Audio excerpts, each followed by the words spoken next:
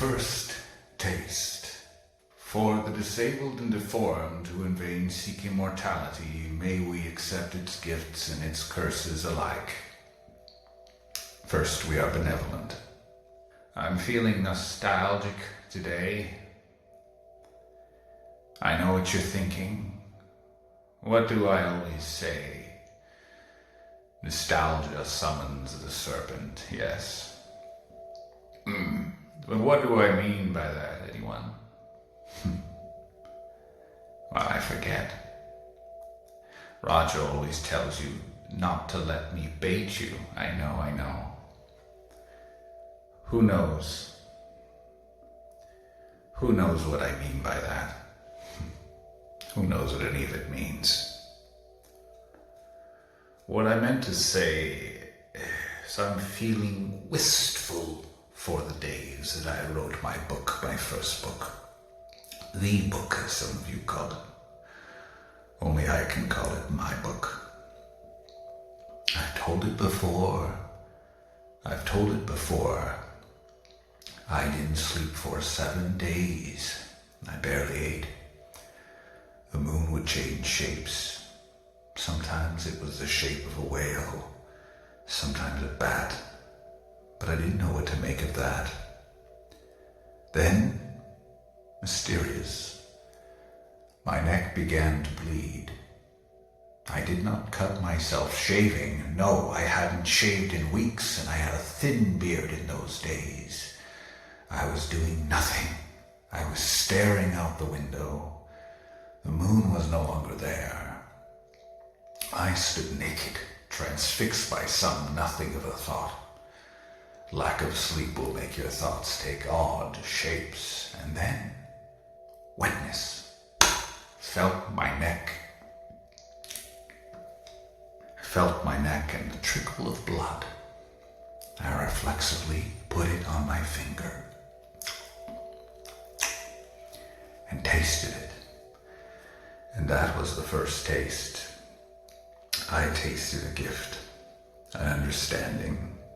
I tasted somehow the source.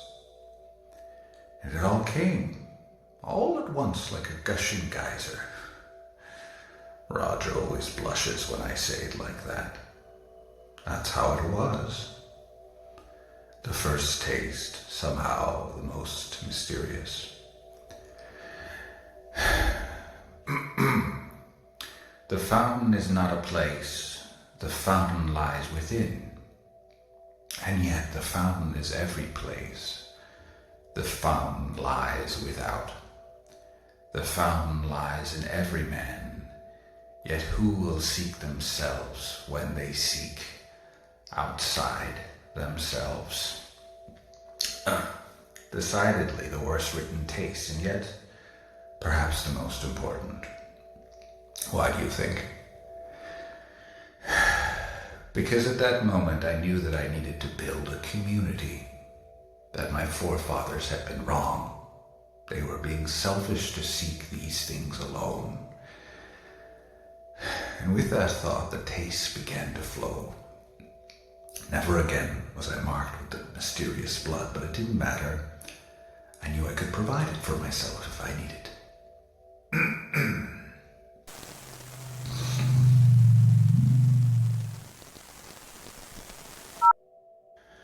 As we are, for the disabled and deformed who in vain seek immortality, may we accept its gifts and its curses alike. First, we are benevolent. The second taste.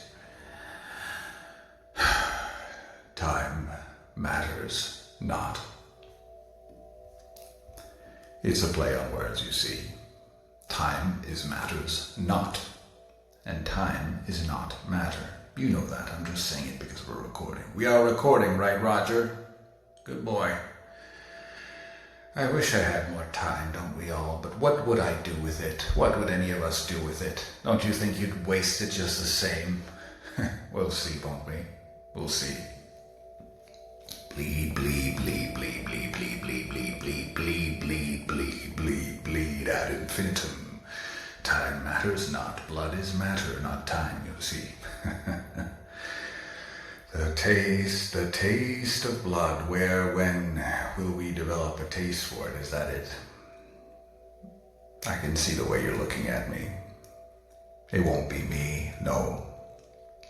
But it will be someone in my family. It will.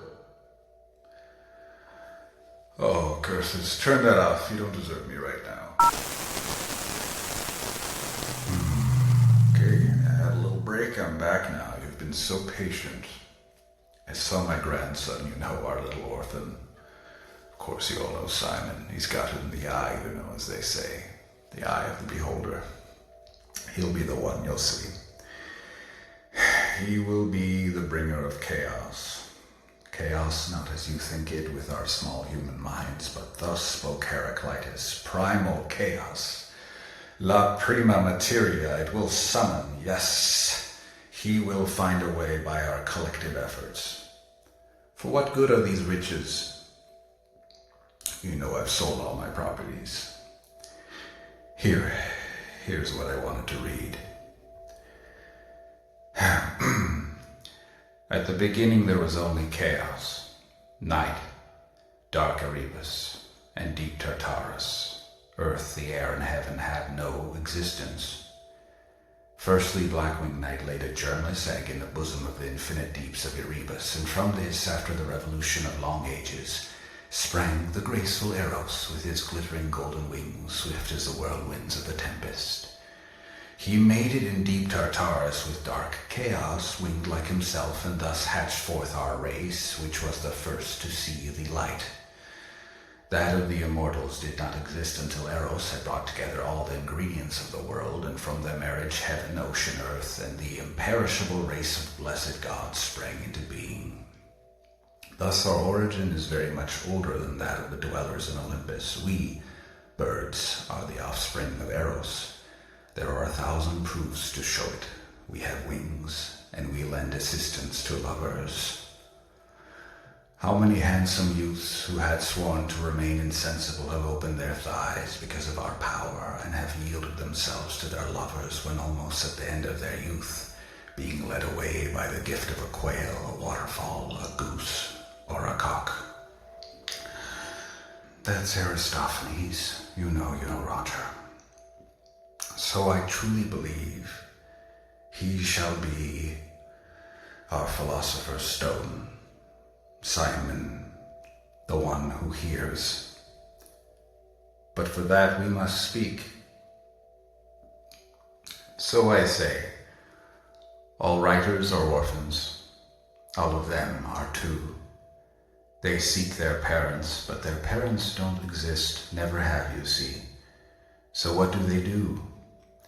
They seek and seek and seek and seek, and they go way past the point, that point before, and they keep going, and soon they are reaching for the eternal. For writers it's the story, and for them, those blind little rabbits, they amble further and further away to the sound of the throbbing hum, the magnetic tone. Our little orphan. It was meant to be. My poor Larry.